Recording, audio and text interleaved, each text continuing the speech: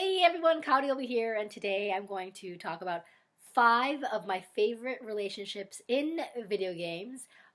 It was really hard to pick, so I might do another video about 5 other of my favorite video game relationships, but I compiled a list of 5 and here we go. And also, don't forget to comment below and let me know who are 5 of your favorite video game couples and why as well, and keep that conversation going. Right, so the first one I'm going to pick, I was going to pick a Final Fantasy II character couple because I love Final Fantasy II, and I was initially going to say Cecil and Rosa, but their romance was a little too much for me, so I switched to Edge and Rydia, but we never got to see that turn into anything other than Edge declaring his love for her at the very end of the game. And so I went with Cecil and Kane. And I know this is kind of in that brotherhood sibling thing, but they're not siblings, so by all means, it's a relationship, right?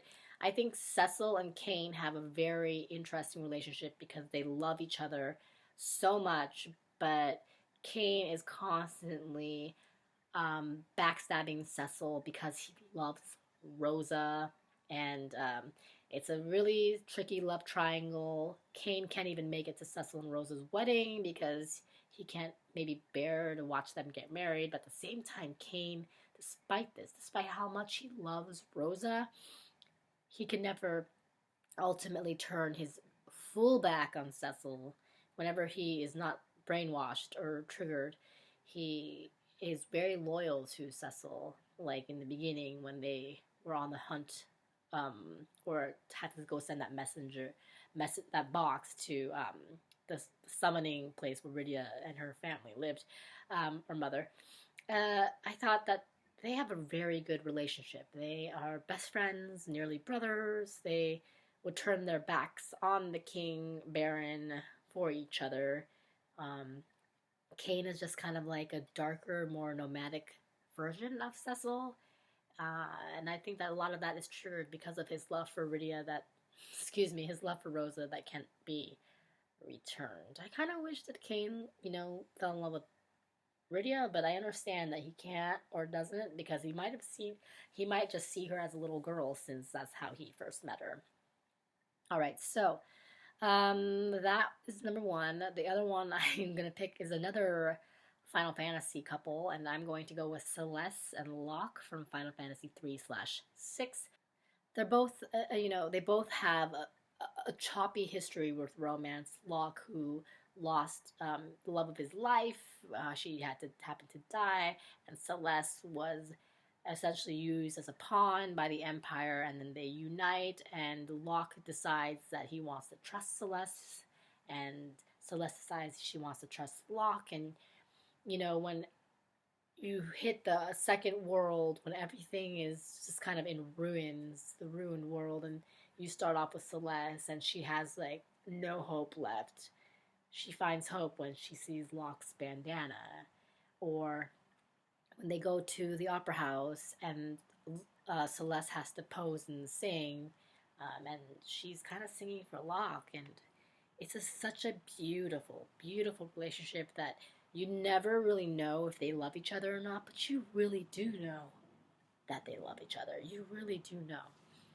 Okay, the other one I'm going to pick is Yennefer and Geralt from Witcher 3. I don't know their backstory behind Witcher 3, but I know that Yennefer is a badass and Geralt is a hunky little badass, and they work really well together. They can handle their own, but they can also battle, and they can mess with each other's minds. She's one of the very few women, if the only woman, that can really get Geralt to, you know, second guess himself. So I think their relationship is very beautiful. I think they complement each other so well, better than his other conquests. And I think those two, hot commodity right there. So then I'm going to pick Mario and Peach as well. Now, I was kind of conflicted with picking Mario and Peach because Mario does so much for this girl and he gets so little in return. He risks his life time and time again to go save her from a castle, and all he ever really gets is a peck on a cheek.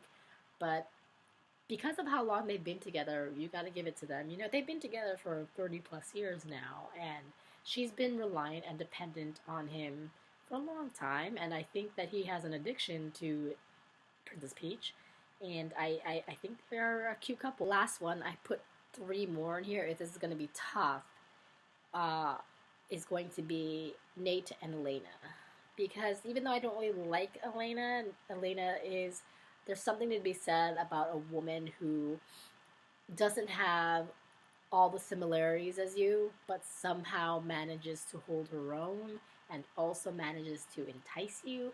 And she did just that with Nate. She really got him to fall in love with her because of her individualism and who she is.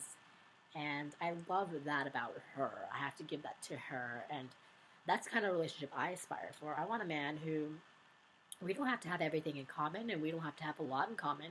We have to just know that we love spending time together, essentially, and that he respects who I am, and I sure as hell respects what he does, and I'm open to trying his stuff, and he's open to trying my stuff.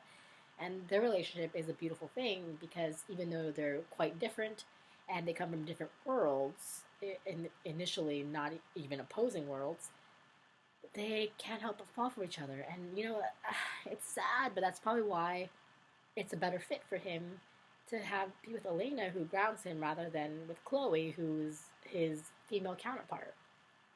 So those are my five, but I'm going to give you my three other ones without really going into too much detail. I also picked two other ones. Excuse me, was Chloe and Max from Life is Strange. I was conflicted with this one, and the reason why I didn't put this in my five was because Chloe really pisses me off, and I think she can be really rude to Max, and that which really bothers me, that she does a lot of things that can put her into trouble, but at the same time, she does kind of save her ass. But yeah, Chloe's just, oh, she irritates me. And then this one is a lovely one, but I didn't put this one in because you never really physically see one of the characters. Is in the game Firewatch, when you are playing as, I forget his character's name, but you and Delilah. Delilah is the woman that you talk to over the phone or headset or radio frequency the whole entire time. There's a relationship there that grows without ever making physical contact with each other, and I love that relationship as well. And you can really feel it at the end of the game when they say goodbye to each other. So they obviously both come from a situation that was really hard for them, and the reason why they are in their position to look over fires is because of their past. Whether as a player, it's because your wife is, you know, or Delilah, who eventually mentions why she's where she is. They connect because of misery and sadness, and that's a beautiful thing too, and that does happen. And I think that their relationship is something that really hits close to home as well. So those are five, and then some relationships that I really enjoyed during my video gameplay. So tell me some of yours, and don't forget to comment below and let me know, and also subscribe and hit that thumbs up button, and thank you for stopping by. I'll catch you next time for some more talk. See ya.